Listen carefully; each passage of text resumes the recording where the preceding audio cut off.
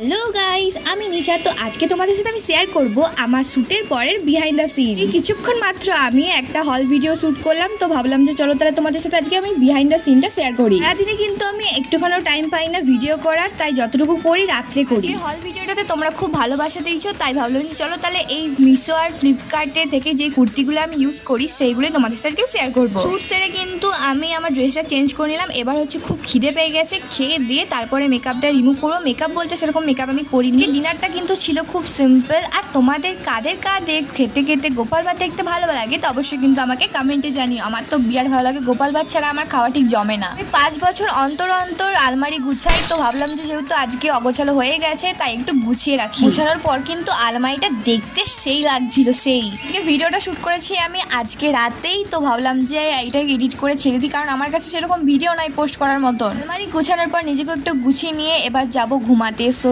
চলি, বাই।